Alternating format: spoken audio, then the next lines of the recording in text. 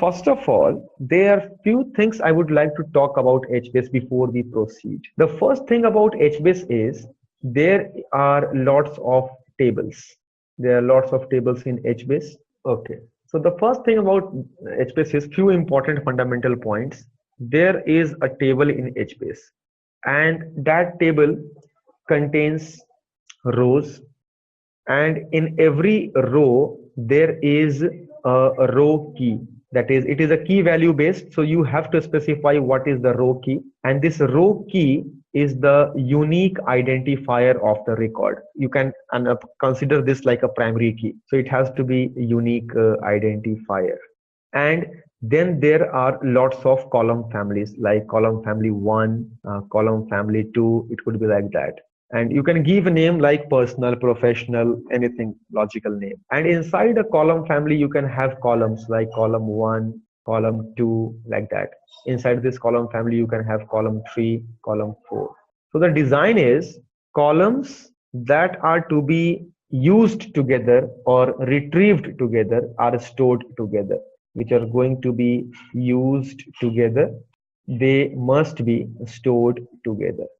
So what we can do is, suppose you have got in RDBMS, you have got ID, employee ID and employee name, and you have got employee ID and department ID in some other table. So there could be these two tables, because in RDBMS, there is a concept of normalization to reduce or eliminate the read-write anomaly. So it could be like ID can be 1, 2, name can be A, B. Again, ID can be 1, 2, department ID can be D1, can be D2. It can be like that.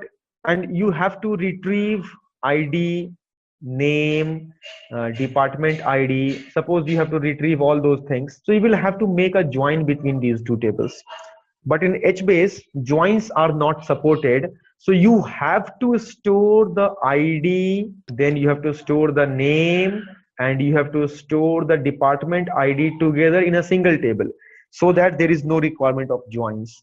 And this also speeds up the process many a times, because you are avoiding the joins by storing the data in at a single place. So so you have to think on that regard. So you may have different column families storing different types of columns. So the design goes again to this: columns which are used together should be stored together in a column family. The other thing is, there are regions. Regions, you can consider, they are the horizontal subset of data or table. Horizontal subset of table which are sorted on row key. So the whole table is sorted on the row key. By this I mean, suppose there are many machines. So this is machine 1, this is machine 2, this is machine 3, this is machine 4. First of all, the sorting is lexicographically. That is, from right to left, the sorting happens. The comparison happens right to left. That is, A, B, C key will come first, B will come next, D will come next, E will come next, like that. And 1, 2, 3 will come first, and 2 will come next, and 3 will come next, and like 1, 1, 0. So this is the order. This is not the numeric order, trust it, because the left side is compared first. So 2 will be greater than 10. 10 will come first because it starts with 1. 2 starts with 2, it will come later. 2, 1 may come again later. 3 will come later. So it goes like this. This is the sorting order. So if you talk about the lexicographical sorting, suppose my ID is a string. So ID from identifier from A, B, C, this will be on one machine. D, E, F will be on the other machine. G, H, I will be on other machine, and J, K, L will be on other machine. So on every machine, this is going to be sorted in the ascending order of, again, the sorting is lexicographical. It's not numeric sorting, because the ID cannot be number all the time. It can be string, it can be anything which can be converted into bytes. Yes, it can be images also. Image can also be act like an ID. That is perfectly fine in HBase, because you can convert the emails to byte array. So this is how the sorting works. And again, so this is called a region, which is a subset of, you can call this as a region number 1. Similarly, you can call this as a region number 2. So these are the regions of the same table. It works on the principle of distribution of storage. So this is region number 3, and going forward, this is the region number 4, and so on. So you understand this, what is a region. So every region has got two things. Region has got what is the start key and what is the end key. So these are the two important parameters of a region. So let's come back to the same discussion. So regions are horizontal subset of table. They are sorted on row key, and they have got their start and end key associated with them. The third thing is about HBase table is they store data on SDFS. Data is ultimately stored in the SDFS, and I'll also talk about, if we have already discussed, the size of a region is configurable, but it is by default equal to 1 gigabytes. Once the size of a region becomes more than 1 gigabytes, it is divided into 2 equal parts, and those two regions may be stored on the same machine or on different machines. That is, suppose if I am having a region, the region contains the ID A, B, C, D, E. Suppose I insert F and the size of region becomes more than 1 gigabytes. So what it will do is it will divide the region from the middle in terms of region key, and this will become one new child region, and this will also become one different region, and they will be transferred to they may be stored on the same machine or on different machines. And there is something called as a region server, which runs on every machine. So it's a slave process. It runs on every machine because one machine can store multiple regions from same table or from different tables. So the region server is responsible for managing all the regions available on that machine. So with the help of region server, you can access a particular region. If this machine goes down, you will not be able to access a region. So it's as simple as that. Suppose if this machine goes down, this region will not be accessible because it's consistent, it's not available. HBase is not AP. Cassandra is AP, HBase is not. So there is, for regions, there is something called as load balancing. Who does this load balancing? It is the duty of HMaster, which we will see in some time. So we will explore a lot more about region server and HMaster in some time. The other thing is, the regions store their data on SDFS as H files. So H files are the files which actually contain the data of HBase, and they are stored on SDFS. Again, H files are again sorted, just like the region. They are sorted key value pairs. So there is one H file created for one column family. So all the records, all the data of a column family is stored in one H file for one column family. If the table has got 3 column families, then there will be 3 different H files, one H file containing data of one column family. So it's quick to retrieve one column family data because all the columns of that column family are stored together in one H file. There can be more than one H file for one column family as well. What is the case, how it happens? We will discover that a little later. So these are some of the key points about HBase before we go for slides. If you know these points, it will be easy for you to grab and understand what is there in the slides. So it may look like keys like A, B, C, D can be on one region along with their values. Values will also be there, but I'm talking about keys first. And it could be like on a different region, you can have E, F, G. It could be like that. So different regions. Every region will contain some subset of data, and that too on the sorted lexicographical sorting of. See the point number 3. The data of HBase is stored in the SDFS, and on the other side we say that HBase supports random real-time read-write activities. That is, what happens is if there is a file in SDFS, the file can contain, like, there is a key and then there is a value column family like that. So there is a key called as 1, there is key called as 2, there is key called as 3 for the sake of example. Value is say A, value is B, value is C. The files in the SDFS, this is the H file which is stored in SDFS. The files which are stored in SDFS, they do not support random read-write activities. That is, you cannot make, you cannot update this particular record, or you cannot insert any value at the random location in the file. They do not support that. So how HBase performs random read and write operation? Okay, random read is, we can understand that it can read from the file, but random write, how it does that? So this is something we have to discuss. What happens in HBase is, so again, we will explore that functionality. So what do you think? Which of the following are the features of HBase?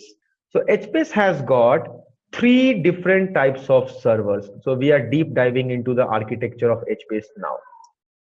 And they work in master-slave architecture. First of all, there are region servers. So region servers control the different regions which is stored in the table. So one region can be at one machine, the other region can be at a different machine. It could be possible. So different machines, on different machines, region servers are running. So region servers are responsible to read the data and to write data to the regions. Now, when to create a region, and then there is a load balancing as well. Like if the region grows beyond a particular size, it has to split, and new regions will be created. They will be stored on different machines. How to create a database, how to create a table, how to delete a table. These operations are handled by HBase master. So HBase master, as the name says, it works in the master layer. There is a single HBase master, and the region servers are the slaves. So they run on single every machine. And then there is Zookeeper.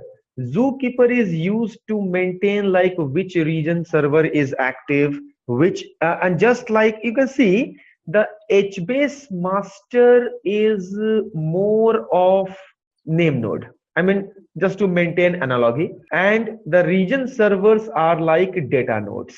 So if you remember, there could be multiple name nodes as well, so that even if one fails, other can take the task. So similarly, there is, if you talk about HBase master, there can be more than one HBase master in the active standby pair. So Zookeeper maintains which is the active H master or HBase master. Zookeeper also maintains like which region server is active and which region server is not. So it maintains the distributed coordination.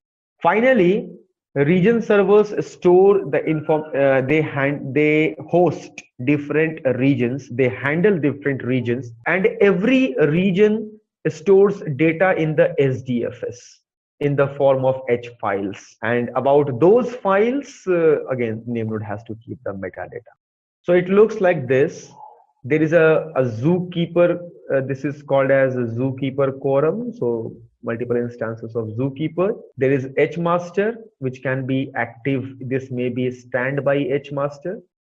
And there are lots of region servers. You can see in the figure there are 8 different region servers. So they store data in the SDFS internally.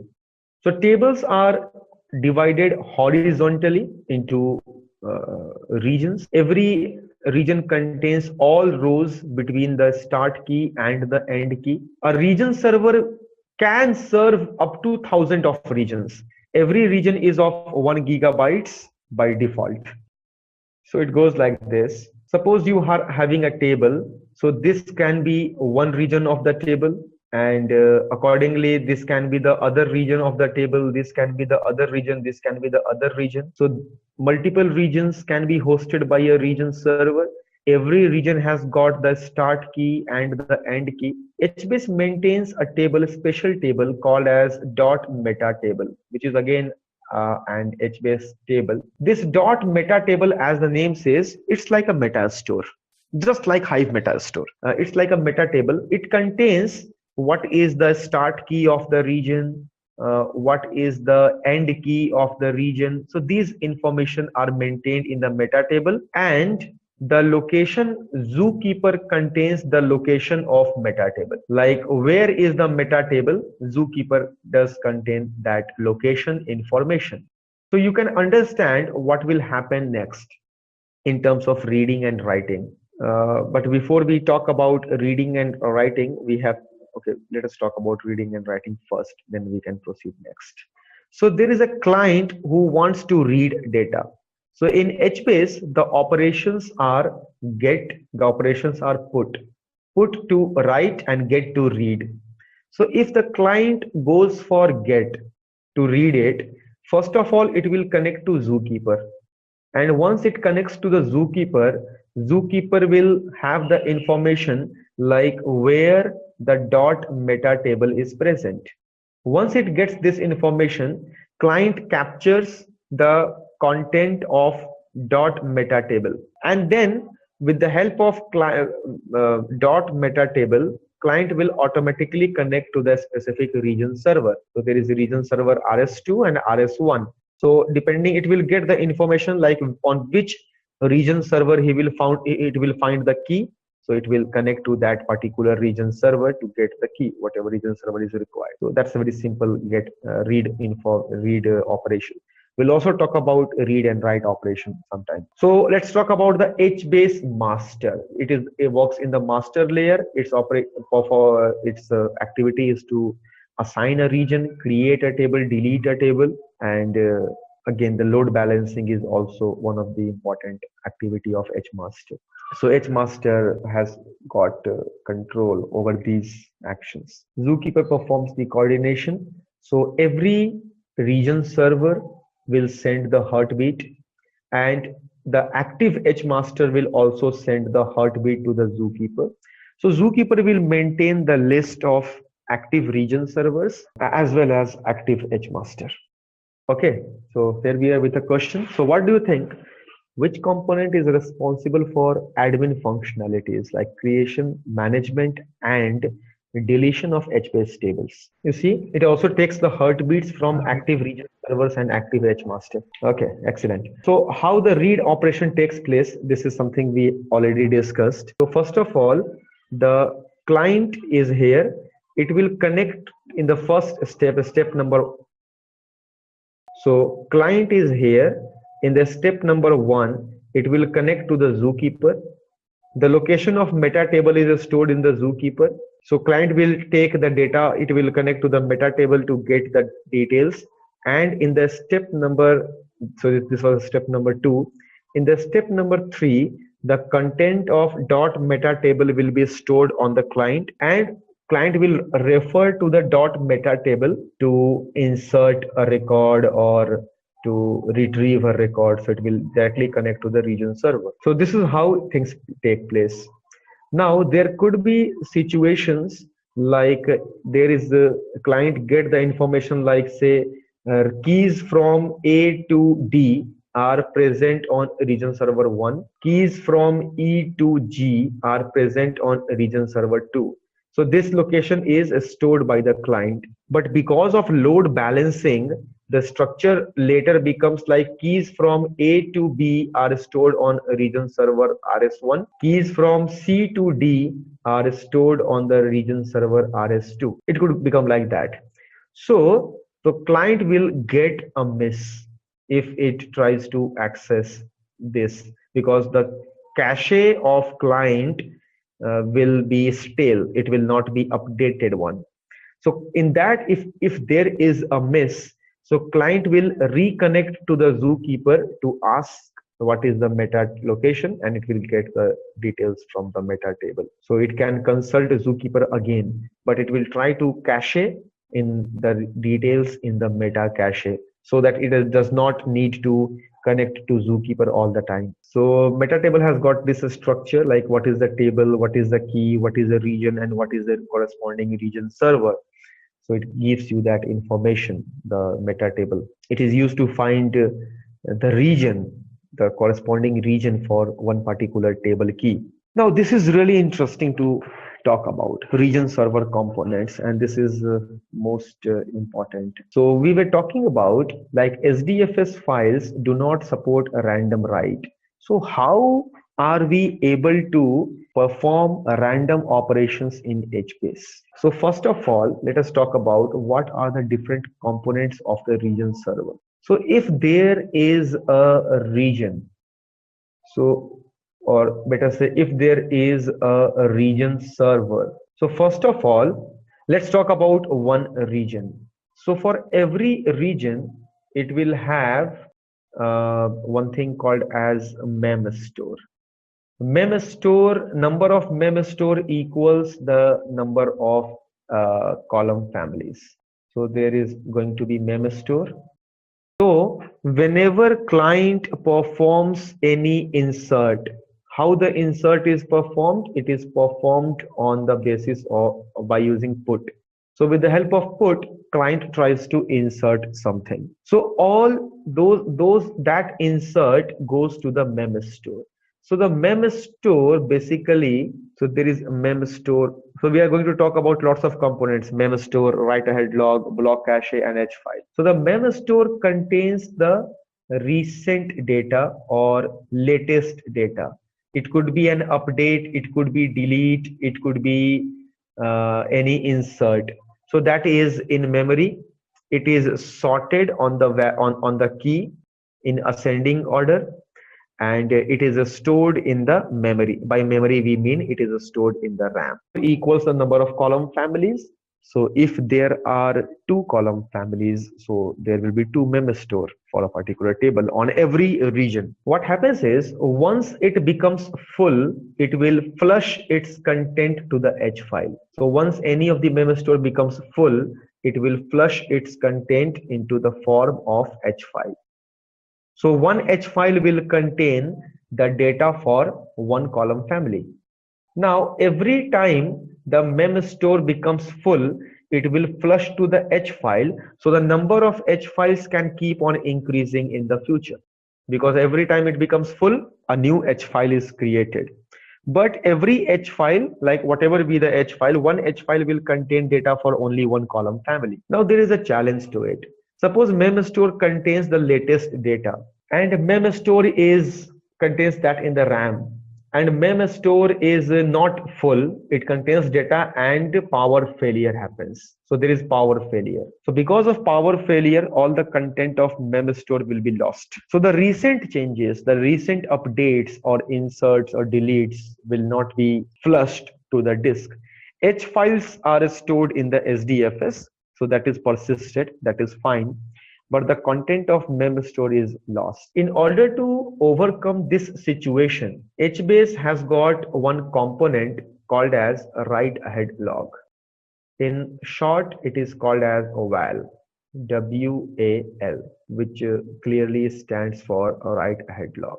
So what happens in write ahead log is, write ahead log is maintained in SDFS, and as we know that in SDFS files can be appended. Random write is not possible, but it is append only. It can be appended. So any change, any insert which the client wants to make, any put activity client wants to make, the first step is, it will first of all go to the write ahead log in the step number 1. Then from write ahead log, it will be returned to the mem store in step number 2. In a step number, all the mem stores, like whatever are the column families. In a step number 3, it will be, acknowledgement will be sent back to the write ahead log, that, I mean, the acknowledgement will be, and in the step number 4, you will get the acknowledgement that yes, write activity succeeded. So that in this case, even if the power failure happens, mem store is not available, you can take the data from the write ahead log, like what were the changes made, and you can create the region on a different region server. So that happens to overcome the failure. So this is how it works. And whatever data which has been read from the SDFS or from the HBase, that particular data is maintained in at one place called as block cache. So region server contains one more component whose name is block cache. So block cache is responsible for maintaining it. It's a read cache, and mem store is a write cache.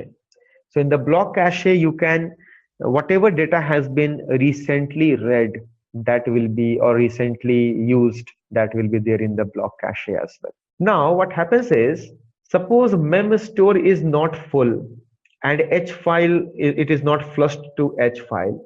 So whenever a read activity has to take place, what is the sequence of steps taken? We will see that in some time. Before we see the slides to understand these things in a little more detail. So there is write ahead log. You can see there is block cache, there is mem store, and then there are H files. So these are the components of the region server. Going forward, this is how it looks like. There is write ahead log. You can see there is block cache, and every region can have lots of mem store and lots of H files as well. So what you have to identify the incorrect options. Take a shot. What are the incorrect options which you feel? You have to find out the incorrect option, the option which is not correct. And this is also a design principle that try to use less number of column families. It is suggested to use less than 4 column families, or depending upon your cluster configuration, you can use 5-6 column families. But inside a column family, you can have millions of columns. But column families should be not a very, very large number. You can have millions of, because every column family will have its own mem store. So that will have its own requirement. So what are the right steps? So first put is made to the write ahead log. Then it goes to the mem store, and then acknowledgement is sent back. So this is how write ahead log and mem store both contain the updated data. So my question coming back is option number 2 correct? Is there any way you can decide that you don't want to use a write ahead log, you don't want to add to the write ahead log? Okay, so we have not discussed that yet, but it is possible. We will see that later. So what you can think of is, if you follow this route, it's if you directly put into the mem store, do not use a write ahead log, the process will be fast, but the process will have its own consequences. There could be loss of data in case of power failure, in case mem store has not been flushed. Okay, but you can choose not to use write ahead log. So we talked about mem store, they will flush to the H files when they become full. So whenever mem store flush, it will create H file, and you can have lots of H files as well with passage of time. Now, whenever you are going to, okay, so I've got one more question. Which of the following are correct options related to the HBase write activity? So 1 and 3 are the correct options. Yeah. So the H files contain the data which is sorted in terms of keys. Okay, so I'm going to talk about the read merge. What happens is, whenever you are going to read data, the read first happens from the block cache. So first, this is very important.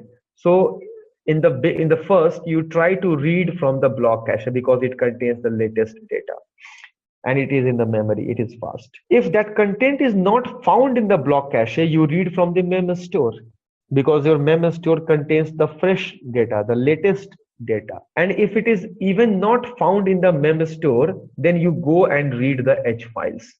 So these are the three activities you perform. Now reading from the H file is maybe little longer. And if the number of H files is large, so in case the number of H files increase, it will take it will take little longer for you to read from the H files. So what you can do is there is something called as compaction, which HBase automatically does. In compaction, it tries to merge the H files together. So there are two types of compaction. One is the minor compaction and one is the major compaction. In the minor compaction, so I'm going to show you what I mean by here is, suppose you are having lots of H files. So these are the H files for one column family. So I'm going to give the number 1, 2, 3, 4. Assume that 2 and 3 are small. These H files are very small. So what you can do is merge. So you can merge 2 and 3 and you can create H file 1, H file 2_3, and you can create H file 4. So the number of H files is going to decrease. This kind of compaction is called as minor compaction, where you merge the small H files together. So then reducing the number of H files will increase your performance because you will be able to read from, you will have to scan less number of H files. In case you have got, there is other type of compaction which is called as major compaction. Here you merge all the H files of a column family into a single H file. So you create a single H file by merging all these. So it has got large input output requirement. It is a longer process. Merging all the files together will be little more time consuming. So try to do major compaction less frequently. Once a day or once a week should be sufficient. So yeah, I've got a question for you. Let's try to figure this out. What's going to be the answer?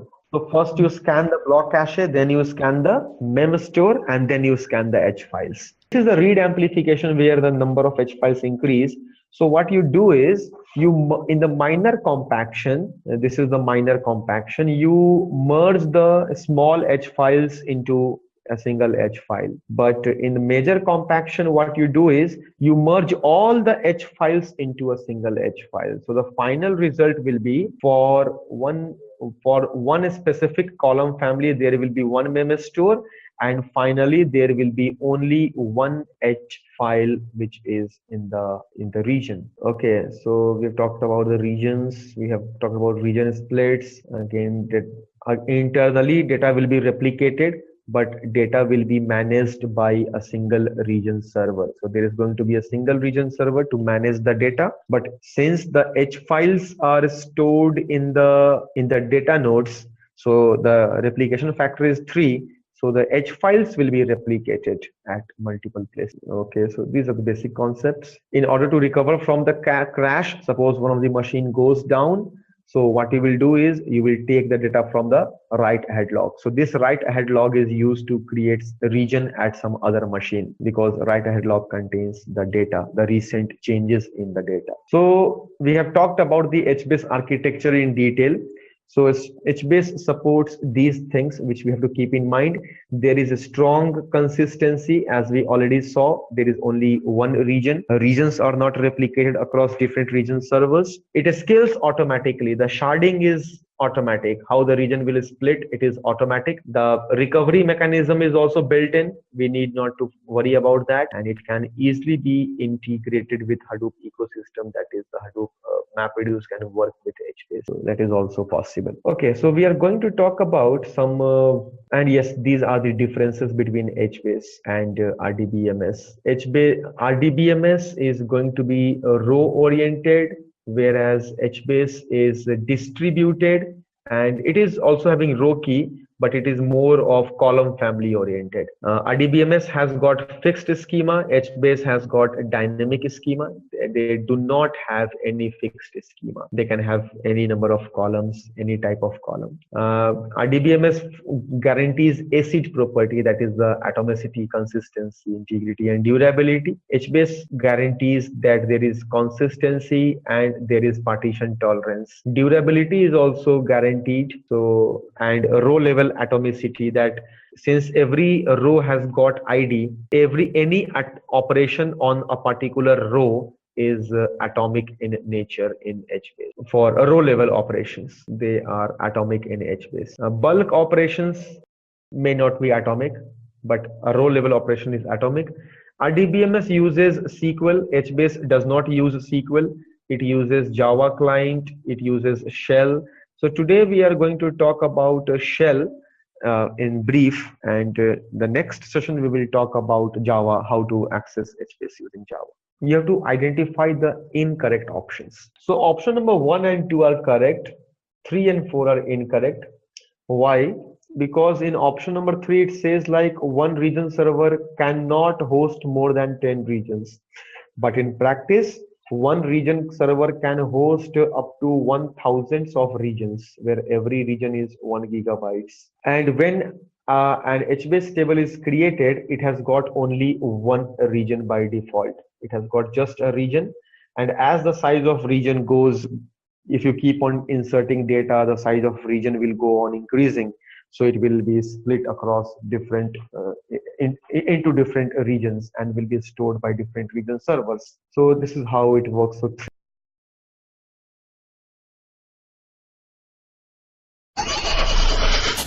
Acadgild. Average is dead.